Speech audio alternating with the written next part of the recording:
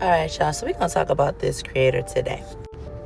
I'm going to tag her. You guys know I'm all about the Matrix, about breaking out the Matrix. So this lady is talking about cognizant something. She's deep with it.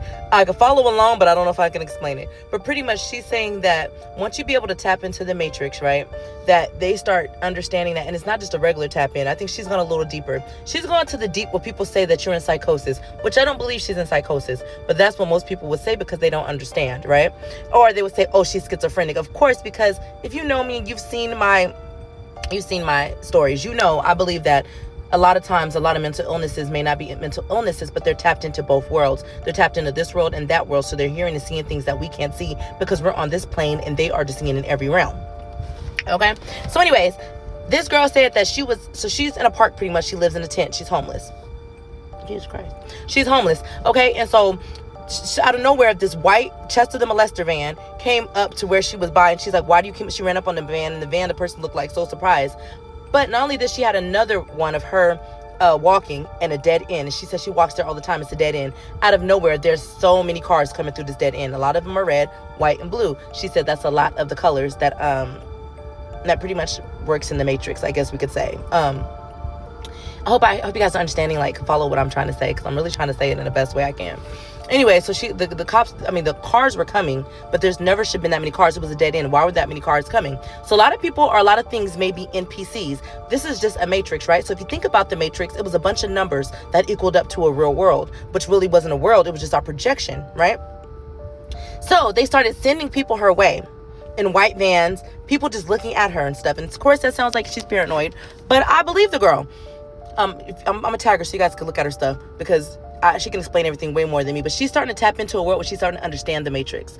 And so it made me think of Inception, right? The movie of Inception is when they started to dream and they were able to change their dreams based on architecture. I think I said that right, but you know what I'm talking about. So they would use someone who's really good at architecture, and they would make like this really extravagant puzzle, I would say, of a dream.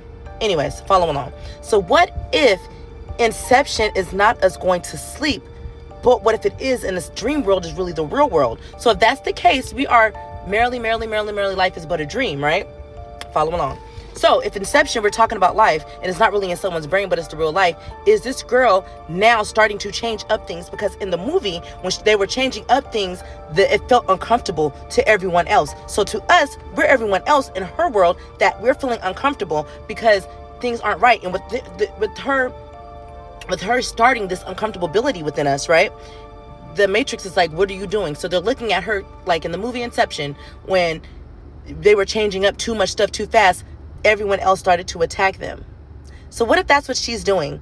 What if we get too deep into the Matrix to the point where we can learn how to hack the Matrix? But once we begin to hack the Matrix, now they're like, hey, we need to keep an eye on this one. And she's causing attention to herself, not only from us, but from the people who are running the Matrix. That was a lot, I know. I probably spoke a lot, I know. But I think I know what I'm talking about, y'all. It's making sense. And not to mention in the movie The Matrix, a lot of them were just, hey, Mr. Anderson. You know those guys? I forget what they're called. But that's the people that are going after her now, because they know the white rabbit. She's followed the right rabbit. Sometimes you taking the pill. The pill is knowledge, and sometimes knowing can get us is a lot. And I've also been thinking, what about our minds?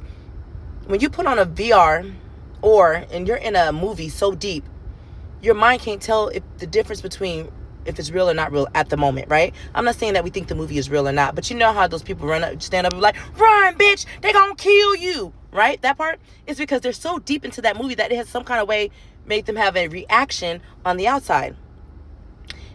So what makes y'all think we're not in a Matrix? Why do you guys think that we're not in a big ass simulation right now? I don't know. Maybe I'm crazy now, but I'm okay. I'm the village crazy lady, so I'm all right with that. But if you guys are following along with me, please tell me in the comments what you guys think. And if you kind of agree with this, put a white rabbit in the comments. I love y'all. Bye.